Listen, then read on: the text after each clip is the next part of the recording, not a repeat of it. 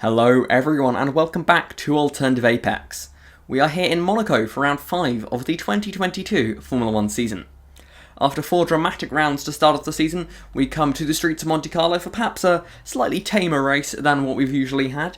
This track not known for its great racing, but hopefully today we can prove that wrong, or at least still have some excitement today, because there's not many opportunities to overtake around this very short circuit, a very traditional circuit, and that of course is why it is on the calendar. It's because of its history in Formula 1. And of course it is part of that famous Triple Crown of motorsport races, joining the Indy 500 and the 24 Hours of Le Mans as 3 of the greatest races in motorsport. Of course, now it's time to look at the starting grid for today's race. After an excellent qualifying session, it was Charles Leclerc who put his Ferrari on pole position. The hometown boy will start on pole here, trying to avoid the curse that has affected him in previous years. Carlos Sainz, his teammate, will start second on the grid, the championship leader, looking for a solid result today. Then it's Max Verstappen and George Russell on the second row, with Sergio Perez and Valtteri Bottas on the third row. Bottas with a good qualifying there for Alfa Romeo. Then it's Kevin Magnussen and Fernando Alonso, with Nico Hülkenberg having a great qualifying for Porsche in 9th, with Schumacher in 10th. Just outside the top 10 we have Sebastian Vettel and Daniel Ricciardo, with their teammates Lance Stroll and Lando Norris following them up. Then there's Lewis Hamilton with a grid place penalty, down in 15th with Tsunoda behind him. Then it is Pascal Wehrlein with a tough qualifying ahead of Alex Albon, Esteban Ocon, Guan Yu Zhou, Pierre Gasly and Nicholas Latifi will round out the grid for Williams. Now we've seen the grid, it's time to go down to that very grid and see all the drivers preparing for the race. On the bottom left there you can see a bit of a statistic over the last few races. I think that sums up how we got to this point of the season. Charles Leclerc, every race he's finished this year, he has won that race. This could potentially be different. It's Monaco. Who knows what will happen today? But I mean, hopefully his engine just survives. I think that's the thing I think that will matter to him most, is that the reliability issues just aren't a factor, because starting from pole position, even if he just gets a podium today, and I think that's absolute worst case scenario for the Ferrari team, is that somehow despite their pace they only get a podium. A podium would still be an improvement over some of the results he's had in previous years, as of course he's never finished his home Grand Prix here, so that'll be the real aim for Charles Leclerc today. Although starting from pole position, of course he's going to want to win this race, and of course he will have a great chance to win this race because it's such a tough track to overtake on. Starting from pole position, it's probably the most important pole position of the season. Technically not statistically, but in terms of when sort of we think about Monaco, how hard it is to pass around here, this is the track where pole position matters the most. So Charles Leclerc, I'm sure, will be over the moon that he gets to start from that position. But of course, we've seen so far this season that anything can happen in these races. Just whenever you think it's settled down, it all completely flips over and anything can happen. It's just really been the story of the season. Carlos Sainz leads the championship over Sergio Perez. That neither of those two drivers have really been absolute standout drivers so far this season. They've both got their wins, but they still haven't appeared to be these outstanding drivers who've put in performances that no one else could do. They've not been lucky, that I think would be a bad way of saying it, but they've certainly capitalised on their rivals' issues so far this season. So if they can keep that up and they can continue their success, fair play, they deserve whatever they get. But at the same time, I think Charles Leclerc, Max Verstappen, and maybe even the Mercedes drivers, when they start to really get some clean race weekends, I think they're going to be really pounding into that championship lead that Carlos Sainz and Sergio Perez currently have in first and second at the moment. But the car's now lining up on the grid ahead of today's race as the final row is now getting into position. They're all on the grid, the lights are coming on now, 5 red lights. And we are racing in Monaco. It's a slow start from the poles to Charles Leclerc. Carlos Sainz is going to sweep into the lead as they go into turn 1. Around the outside of turn 1. George Russell going to do the same on Max Verstappen as well. But it's Carlos Sainz who takes the lead in the Monaco Grand Prix. A brilliant start for the Spaniard as he will lead them up the hill for the first time. Charles Leclerc, the pole sitter, drops down to second. George Russell from 4th up into 3rd here as the entire outside line off that launch just got a much better start as Valtteri Bottas jumped Sergio Perez as well. Fernando Alonso jumped Kevin Magnussen.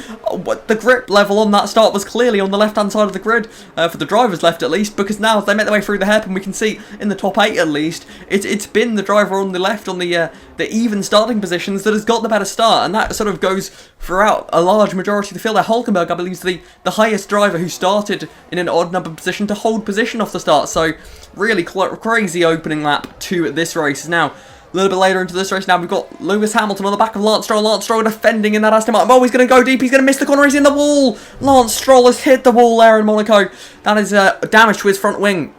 And that Aston Martin is now going to have to limp his way back to the pits. Under pressure from Lewis Hamilton. Understandably on the limit, but still. It's a mistake that he couldn't afford to make around here, as now we look further down the field. The Porsche of Pascal Wehrlein had a very tough qualifying session, openly admitted that he had made mistakes in the session as he now slides his way into pit lane. Bit of style points there for the German as now he gets into the pit lane and will be trying to go for the undercut on some of his rivals. As we now look back up to the top two, Charles Leclerc, only a second and a half off his teammate. He's going to try the undercut as well now. A couple of laps later, he is going to pull the undercut on his teammate. It is going to be crucial here that he comes out in a clean track position though. So hopefully Ferrari fought this one through. And no, they haven't. That's Max Verstappen. Sorry, no, Sergio Perez, who's going to sweep around the outside of turn 1. Yet to pit in this race. He's going a lap longer like George Russell and Carlos Sainz. And that is Sergio Perez, who could well throw a spanner in the works here for Charles Leclerc's undercut. He is now going to be stuck behind the Red Bull for his outlap.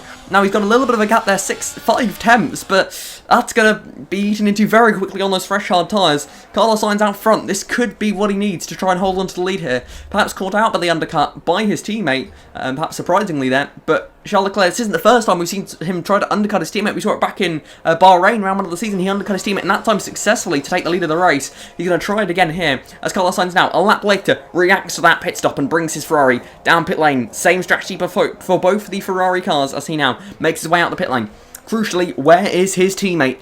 Carlos Sainz makes his way out of the pit exit, and he is in the lead of this race. Charles Leclerc there. Looks like he may have caught a couple attempts, but it's not going to be enough here, because Carlos Sainz is going to hold the lead of the Monaco Grand Prix as they make their way through this tight and twisty circuit. It's not an easy circuit to make your way around, but on this occasion, Carlos Sainz has managed his tyres well, and will hold the lead here. As we see Yuki Tsunoda, he started on the hard compound tyres. I believe both AlphaTauris did. Gasly looks like he's had some issues at the start, but Tsunoda there, starting on the hard compound tyres, now backing up the midfield runners of Valtteri Bottas, who now finds himself stuck behind the AlphaTauri driver. And around Monaco, it's just so hard to pass. That's an engine failure. George Russell has had a big engine failure here from 3rd place in the Monaco Grand Prix. Oh, that is heartbreaking stuff there for the young Briton. From 3rd place in what is such a historic Grand Prix, Russell will have wanted to complete that one, but he is out of this race now for Mercedes, and it's more reliability issues for the team that have been, well, faultless in real life in previous years. As now that's,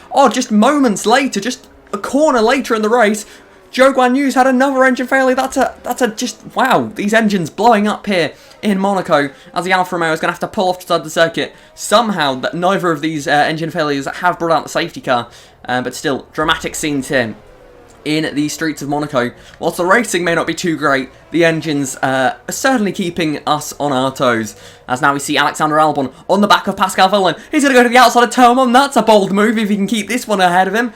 And look, he's going to go side by side up the hill, but look at that Wehrlein using all the power of that Porsche engine. As they're side by side now. Who is going to come out on top here? Albon has the inside line. Wehrlein on the outside is going to keep his nose in. He's going to keep it up the inside. But again, these two respectful racers giving space to each other, even when they perhaps could be more aggressive. They're keeping it side by side. And Wehrlein looks like he's going to be ahead now as they go into the hairpin. Will Albon send one to the inside? He will not know. He knows the real dangers of throwing a car up the inside of the hairpin, and he will stay behind here of Wehrlein at this point in the race. So Albon looks like he may well be stuck there for a while, as Wehrlein looks like he may well be having some issues in this race.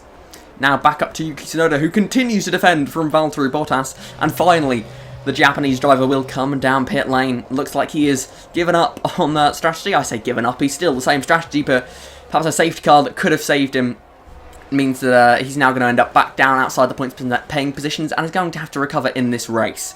Looking back to our leaders now, Carlos Sainz is getting up to some lap traffic here, as it's a bit of a queue of cars coming up. I believe that's actually caused by the Porsche of Wehrlein, who, as we saw earlier, battling Albon, really struggling in this race. Looks like he's got some perhaps engine or reliability issues. It would not be the first time we've seen that this season from the Porsche driver.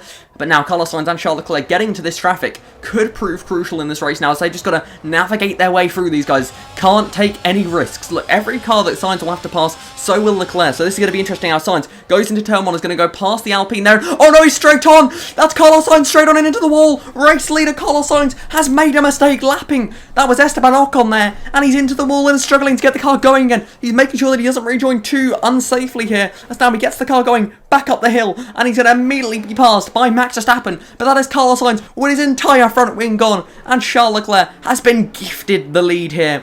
That is, well, for all the bad luck he's had over the years, Finally, some luck has gone his way here in Monaco. Carlos Sainz makes a mistake, a crucial error here from the leader of the race, the championship leader, with a, well, uncharacteristic error, I suppose you could say. He leads the championship, of course. You wouldn't expect him to make those mistakes, but the pressure clearly getting to him here as he crashes out of the lead of the race and now has to come in for a new front wing there, and will struggle to get this car back out there. As now he is going to be behind Fernando Alonso, so he's dropped all the way down to 5th position. He's going to obviously be wanting to get back ahead of the Alpine just to recover some points from today's race on the soft tyres. Should have a chance at fast lap here, but look at him, stuck behind the Alpine as they go through the swimming pool section. Oh, but Alonso straight on and nearly takes out the Ferrari as he rejoins there. Carlos Sainz will hold on though, and he will get ahead of his fellow Spaniard and up in a 4th position. But just nothing would be enough though. Catching his teammate was just not going to happen here. Charles Leclerc, in 2018, he had a brake failure. In 2019, he hit the wall and got a puncture, ruining his day. In 2020, the race was cancelled. In 2021, he couldn't even make the start. But in 2022, Charles Leclerc is going to break the curse and win the Monaco Grand Prix. By 13 seconds there, Max Verstappen will get into 2nd place. Good damage limitation again for the Dutchman as that Red Bull car continues to struggle so far this season as they just can't quite get things right for them, as Sergio Perez will complete the podium for Red Bull Racing. As there we see Charles Leclerc, finally some luck in Monaco. He maybe wouldn't have wanted to win the race that way, but either way he has won the race that way, and Charles Leclerc takes his first ever home Grand Prix, and I mean, he's not going to complain, is he? He is not going to be complaining after such an impressive race victory.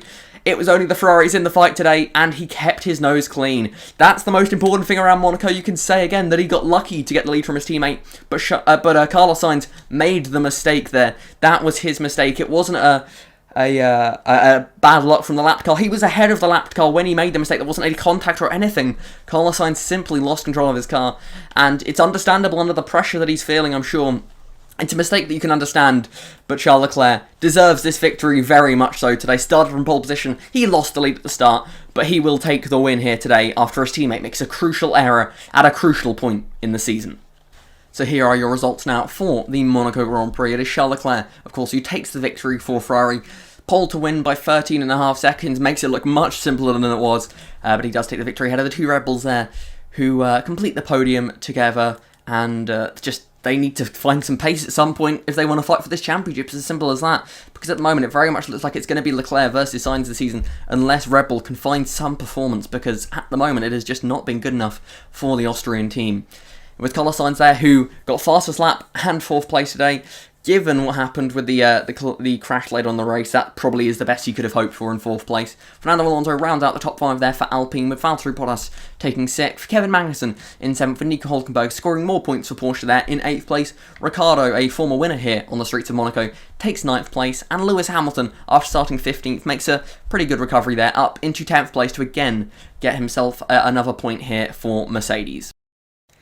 Now here is a look at the Drivers' Championship standings there. Carlos Sainz leads the way by only 10 points now over his teammate Charles Leclerc, who takes another massive chunk out of his teammate's lead in the championship. Sergio Perez only 12 points off the lead as well, 2 points behind Leclerc. His consistency has really kept him up in this fight, and Verstappen 23 points back, 4th of the main title contenders at the moment, but still, if Red Bull can get their act together and start putting the performances that we perhaps expect from them as a team, then there's definitely a good chance that this title fight becomes a 4-way fight. But at the moment, I think even though Perez is only a couple of points behind Leclerc, it's very much Leclerc versus Sainz with the current pace Ferrari have shown.